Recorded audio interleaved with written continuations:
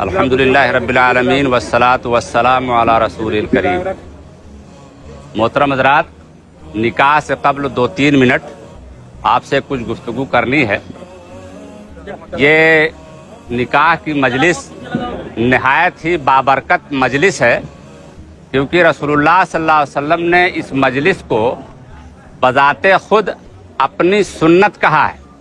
ویسے تو رسول اللہ صلی اللہ علیہ وسلم کے ہر کام کو سنت کہا جاتا ہے، لیکن چند ہی کام ایسے ہیں جس کو رسول اللہ صلی اللہ علیہ وسلم نے خاص طور سے کہا کہ یہ میری سنت ہے۔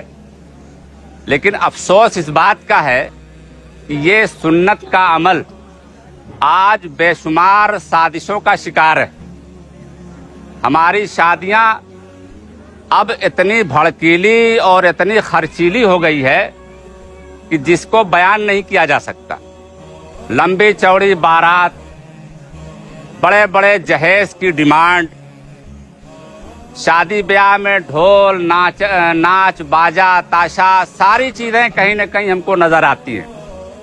ہماری خواتین میں ہلدی کی رسم، نہ جانے کون کون سی رسم داخل ہو گئی ہے، اور ہمارا جو امیر طبقہ ہے اس کو اس وقت خود نمائی کا بخار چڑھا ہوا ہے، نمائش کرنے کا۔ شادی کے نام پر گاؤں کے رشتہ دار غریب لوگوں کو چھوڑ کر بڑے بڑے نیتا، بڑے بڑے لوگوں کو بلا کے انہی کی خاطرداری ہو رہی ہے۔ جو ان کے اپنے قریبی ہیں ان پر توجہ کم ہو رہی ہے۔ حالانکہ رسول اللہ صلی اللہ علیہ وسلم نے فرمایا، جس کو ہر خطبے میں نکاح پڑھانے والا پڑھتا ہے، کہ ان اعظم النکاح برکۃ ایسرہ مؤونہ، کہ سب سے آسان نکاح ہی بابرکت والا نکاح ہے۔ کم خرچیلا ہو، سادگی سے ہو، اتنا ہی ٹیم ٹام کیا جائے جتنی گنجائش ہے۔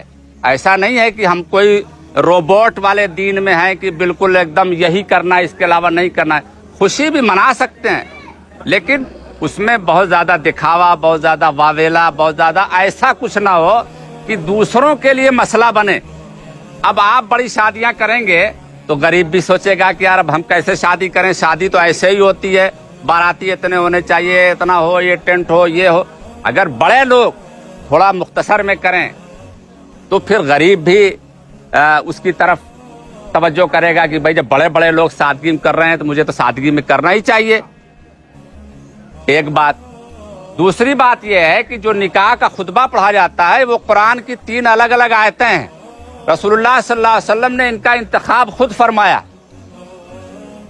عجیب بات اس میں یہ ہے کہ ان تینوں آیتوں میں شادی کا کوئی ذکر نہیں ہے، شادی کا کوئی بیان نہیں ہے۔ اس میں جو بیان ہے وہ یہ ہے کہ اللہ سے ڈرو، اتقوا اللہ، اللہ سے ڈرو، اللہ سے ڈرو، اللہ سے ڈرو، تینوں آیتوں میں۔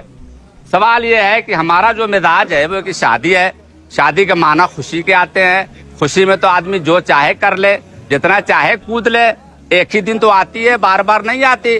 پھر رسول اللہ صلی اللہ علیہ وسلم کیوں ڈرا رہے ہیں؟ اللہ سے ڈرو، اللہ سے ڈرو، کیوں ڈرا رہے ہیں؟ دیکھیے، ہم اور آپ یہاں آزمائش کے لیے بھیجے گئے ہیں۔ دنیا دارالامتحان ہے، یہاں امتحان ہو رہا ہے، اور امتحان جو ہے یا تو خوشی کے موقع پر ہوگا یا پھر غمی کے موقع پر ہوگا۔ نارمل حالات میں تو سب ٹھیک رہتے ہیں، ہر آدمی اچھا، نیک اور صالح نظر آتا ہے، لیکن جہاں خوشی کا انبار آیا تب اس کی حیثیت پتہ چلتی ہے، جہاں غم کا پہاڑ ٹوٹا تب پتہ چلتا ہے کہ اس بندے کے اندر کیا ہے، کیا کوالٹی ہے، یہ اللہ کی طرف جانے والا بندہ ہے یا غیر اللہ کی طرف جانے والا بندہ ہے۔ اس وجہ سے رسول اللہ صلی اللہ علیہ وسلم چاہتے ہیں کہ ان کی امت وہ شادی بیاہ کے موقع پر آپے سے باہر نہ ہو جائے، اپنی آخرت نہ برباد کر لے، کیونکہ یہ موقع ایسا ہے کہ اس میں لوگ اپنی آخرت برباد کر لیتے ہیں، چاہے نمائش کر کے، ریاکاری کر کے، فضول خرچی کر کے، سامنے والے کو تنگ کر کے، جیسے بھی ہے گناہ کا کام ہوتا ہے۔